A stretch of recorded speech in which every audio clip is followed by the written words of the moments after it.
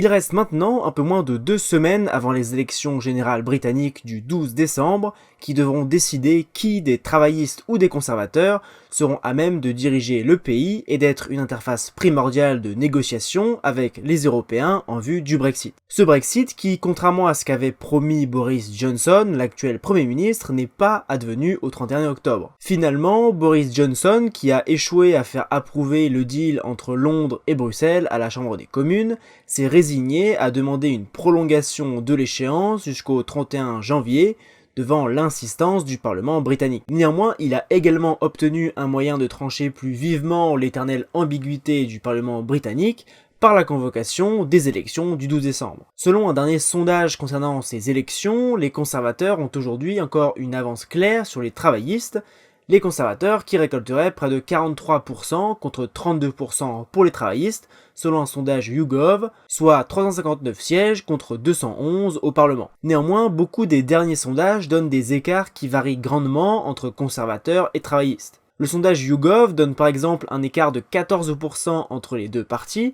alors qu'un autre sondage publié la veille ne donne qu'un écart de 8% à 39 et 31%. De plus, il faut comprendre que le parti en tête n'aura pas forcément une majorité automatique au Parlement. La plupart des analystes estiment qu'il faudrait un minimum de 6% d'écart entre les deux listes pour que celle arrivée en tête ait une majorité assurée au Parlement.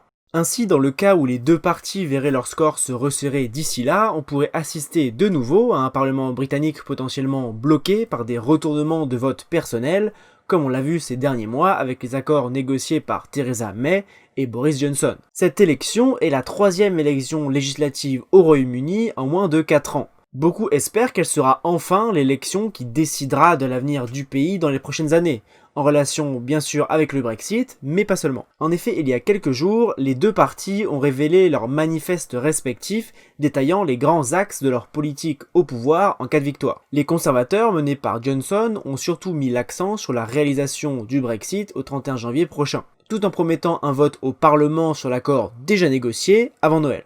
Concernant la politique intérieure, les conservateurs ont promis une stabilité des taux d'imposition sur les entreprises, de la TVA ainsi que du taux des cotisations de l'assurance nationale finançant le système de sécurité sociale britannique, tout en promettant néanmoins un investissement massif dans le système de santé équivalent à environ 40 milliards d'euros afin de rénover des établissements hospitaliers souvent vétustes et en manque de personnel. Ce manifeste annonce également une politique d'immigration par points sur le modèle australien, où chaque candidature à un visa doit d'abord passer par un filtre. Plus la qualification du candidat est élevée, et plus il accumule de points, augmentant ses chances de se voir délivrer un visa. Du côté travailliste maintenant, leur manifeste se prononce pour la négociation d'un nouvel accord avec Bruxelles, suivi d'un référendum confirmatif dans les 6 mois. Ici d'ailleurs, Jeremy Corbyn, le leader du parti travailliste, se distingue du reste de son parti puisqu'il a déjà annoncé qu'il sera dans une position neutre, alors que la plupart des membres du parti travailliste souhaitent eux rester dans l'Union européenne. Mais dans ce manifeste travailliste, c'est surtout la politique intérieure qui a grandement étonné la plupart des acteurs politiques et économiques puisque celle-ci est clairement radicale. À l'ordre du jour sont notamment annoncées la nationalisation de la plupart des grandes entreprises britanniques de l'internet, de l'eau, du rail ou de la poste. Tout cela concomitamment avec l'injection de l'équivalent de 500 milliards d'euros dans le système de santé, dans l'éducation et le logement. Les impôts ne sont pas en reste puisque ce manifeste prévoit de tirer l'équivalent de 100 milliards d'euros en taxant les 5% des entreprises et des particuliers les plus riches. Bien sûr, la plupart des organisations économiques et patronales ont émis de fortes critiques sur ce projet travailliste, qui est sans précédent et bien loin de ce qu'avait pu être le parti travailliste de Tony Blair, par exemple, qui était à cette époque encore attaché au mécanisme de libre marché. Du côté de Bruxelles maintenant, la nouvelle Commission européenne d'Ursula von der Leyen vient d'entrer en fonction et a déjà constaté l'absence de la nomination d'un commissaire européen britannique. En effet, étant donné que le Royaume-Uni est toujours légalement dans l'Union, l'absence de nomination d'un candidat au poste de commissaire européen constitue encore une infraction. Le Royaume-Uni s'est néanmoins défendu en expliquant que le gouvernement ne pouvait légalement pas attribuer de postes internationaux en période préélectorale, soit avant le 12 décembre. Il n'est néanmoins pas encore clair de savoir si le gouvernement britannique sortant de ces élections souhaitera tout de même nommer un candidat selon les règles canoniques, alors même que celui-ci pourrait être en situation de démissionner quelques mois plus tard.